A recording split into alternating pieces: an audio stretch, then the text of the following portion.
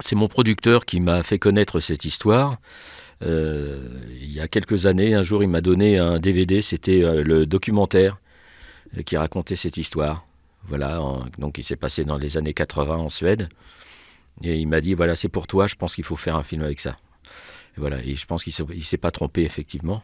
Et voilà, l'idée, c'était donc de transposer complètement cette histoire pour faire une histoire actuelle, aujourd'hui, en France.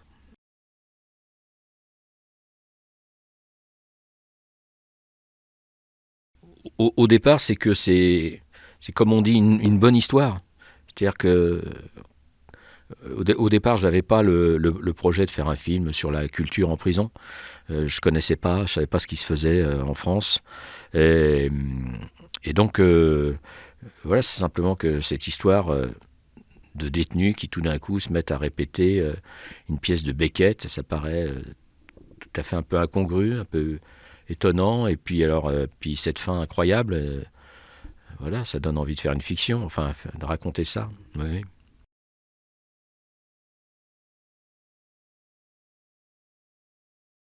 Alors, j'ai commencé par rencontrer des intervenants, des connaissances, des comédiens qui font un peu le travail d'Étienne dans le film, qui vont faire des ateliers théâtre avec des détenus.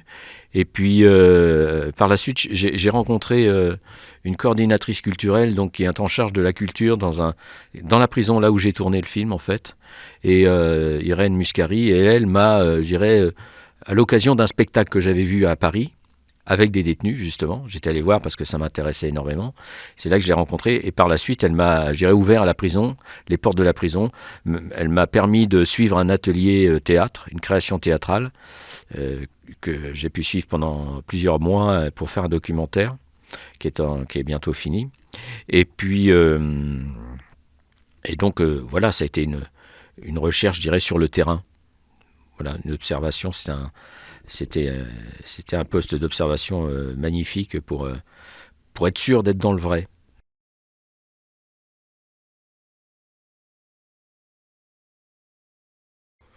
Il y a un challenge de scénario déjà qui était qui était enfin mon premier problème, c'était de savoir comment intégrer le théâtre dans cette histoire au cinéma. Parce qu'en général, c'est pas très réussi, le théâtre au cinéma. Et donc, voilà, il a fallu que j'aille chercher un peu les meilleurs morceaux, je dirais, de la pièce de Beckett, et puis écrire les répétitions, et puis chercher de l'imprévu, en fait, pour pas rester dans simplement une suite de répétitions, puis après de représentations, quelque chose d'un peu linéaire. Il fallait trouver des ressorts dramatiques pour que ce soit inattendu, drôle, émouvant. Voilà. Et puis après, ce qui était compliqué, c'était tourner en prison, parce que tourner en prison, ça c'est au niveau du tournage, c'est une prison, c'est pas fait pour un tournage normalement. Surtout qu'on a tourné dans une prison en activité, et justement pour avoir un maximum de réalisme, et que donc pour ça, il a fallu beaucoup s'organiser et puis faire un gros travail avec les équipes de la direction et tout le personnel de la prison. Mais ça s'est bien passé.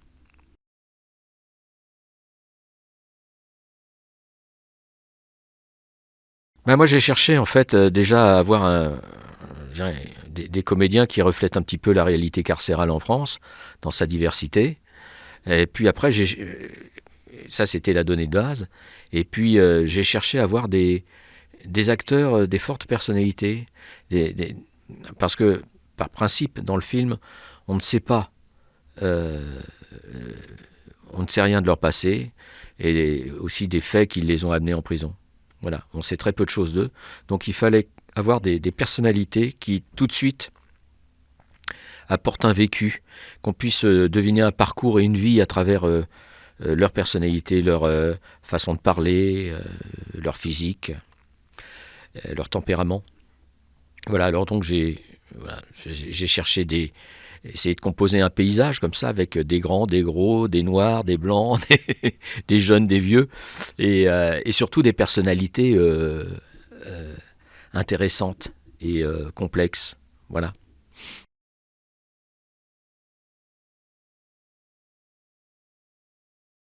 Avant le tournage, j'ai fait 3 jours de répétition sur le texte de Beckett, sur les extraits que j'avais choisis, qui sont dans le film, pour qu'on aborde un petit peu le travail théâtral sur la pièce et qu'on comprenne et qu'ils sachent que j'attendais d'eux. Parce que ce qui était compliqué, c'était que je demandais à des acteurs professionnels de jouer des acteurs non professionnels et même des débutants. Et en plus des détenus. Donc il fallait qu'ils jouent à la fois sur un registre, quand ils sont dans leur rôle de détenus, très spontané, très naturaliste. Et après, il faut qu'ils travaillent, qu'ils jouent dans un registre théâtral, de répétition, à la fois maladroit, sincère, et puis qu'on les voit faire des progrès. Donc c'est pas évident pour un acteur professionnel. Donc voilà, on a fait ce travail-là au début, et puis après, je n'ai pas répété, j'ai fait des lectures de séquences, mais je voulais pas répéter pour regarder beaucoup de spontanéité dans le jeu, que ce soit très vivant, et en leur laissant aussi une petite marge d'improvisation sur le texte.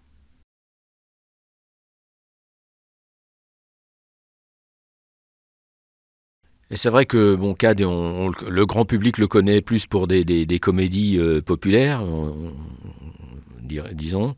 Mais moi, je l'avais vu, en fait, je savais qu'il pouvait jouer autre chose, mais je l'ai vu dans une série française sur Canal+, Baron Noir, où il fait un homme politique, où là, c'est pas du tout une comédie, et je trouvais dans son interprétation qu'il y avait un peu les éléments pour construire le personnage d'Étienne. Un personnage comme ça, très obstiné, pas toujours sympathique, très énergique, voilà. Et en même temps généreux. Enfin, il y avait tout ce qu'il fallait pour qu'il puisse faire ce rôle.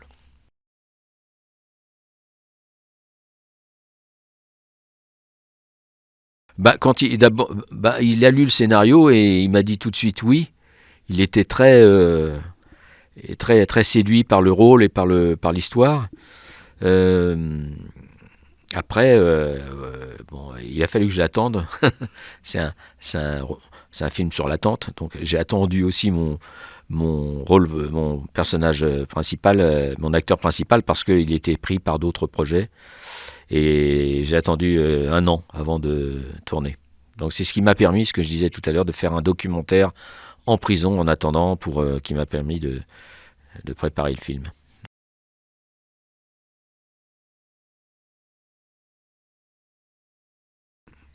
Oui, bah pour eux, au départ, on avait fait d'abord une visite de la prison. Je les avais fait venir pour qu'ils puissent voir un petit peu les lieux, comprendre comment c'était bâti, et puis sentir cette atmosphère très particulière de la prison, très prégnante, très forte.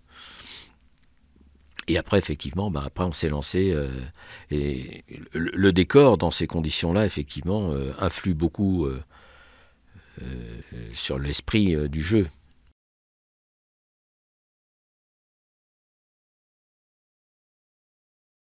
Oui, alors, par rapport à l'histoire originale, en fait, j'ai gardé le fil de l'histoire, c'est-à-dire effectivement la pièce, euh, le metteur en scène qui vient faire répéter en attendant Godot par des détenus, puis après ce succès, cette tournée, et puis jusqu'à la fin, en fait, j'ai gardé un peu ce que j'ai vraiment, je dirais, inventé, hein, imaginé, c'est les personnages, en fait. La fiction se situe là, c'est-à-dire que les détenus, comme le personnage d'Étienne, ne sont pas les personnages de la vraie histoire. Ils sont tous différents, y compris Étienne, même s'il conserve un petit peu du personnage de Jan Jönsson, que je connais aussi, qui est le metteur en scène suédois, dans sa passion du théâtre et tout, mais il est plus âgé,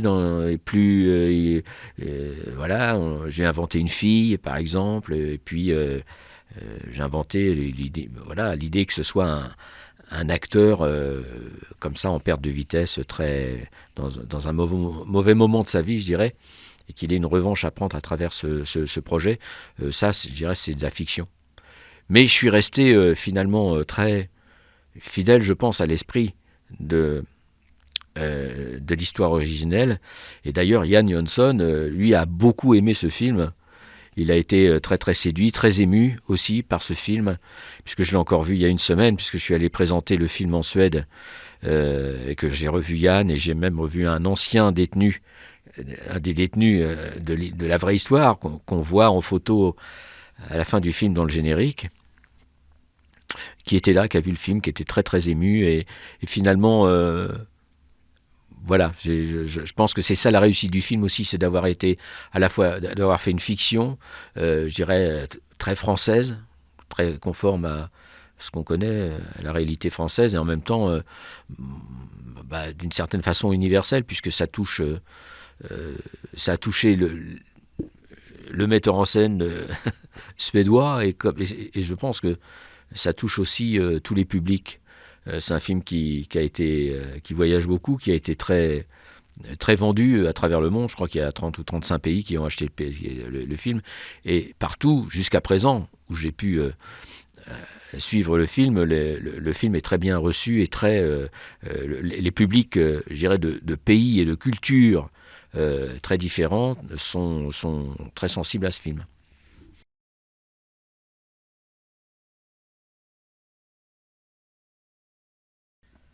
Alors curieusement, les films de prison, j'en ai vu, hein, et je dirais ils m'ont inspiré surtout pour ce que je ne voulais pas faire.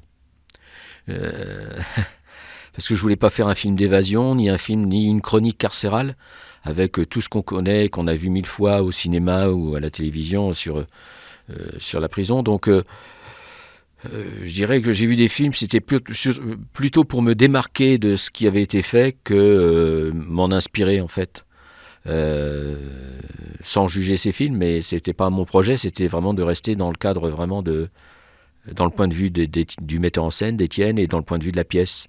Donc on voit pas autre chose que les détenus au travail ou dans leur rapport au texte et à cette pièce et au metteur en scène. C'est ça qui m'intéressait.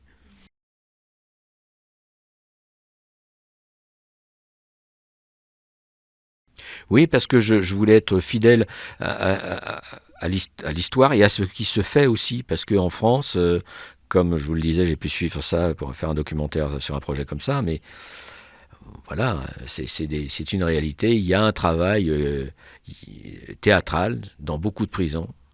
Alors c'est pas forcément des projets qui sont destinés à aller être joués à l'extérieur dans des grands théâtres, mais en tout cas il y a une offre culturelle qui est reconnue par l'administration pénitentiaire et qui est à mon sens tout à fait nécessaire et essentielle.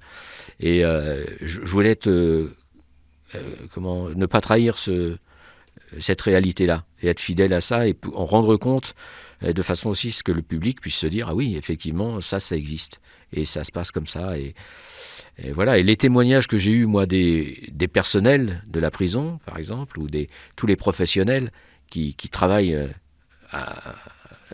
dans la culture en prison, tout le monde me dit, mais voilà, c'est comme ça que ça se passe.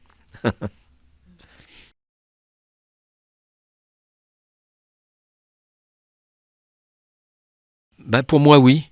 Pour moi, j'ai envie de faire des films qui sont pas forcément des films faciles, ou je pense qu'on peut être exigeant en même temps, faire des films, oui, où il y a de la vie et de l'espoir. Moi, c'est ce que j'ai envie de faire. Il y a plein d'autres films qui sont désespérants, donc euh, il n'y a pas de concurrence dans ce domaine-là. Donc c'est bien que voilà, qu'il y ait des films différents. Moi, j'ai envie de faire des films, voilà, qui donnent foi en l'humanité, en l'homme. Je pense qu'on est dans des sociétés suffisamment et dans des temps suffisamment déprimants pour qu'on puisse voir quand même, comme vous le disiez, hein, quelque chose de lumineux aussi en même temps, parce que ça existe vraiment. Et donc, il faut le mettre en valeur. Voilà. On a besoin de courage, donc j'essaye de ne pas décourager les gens dans les films.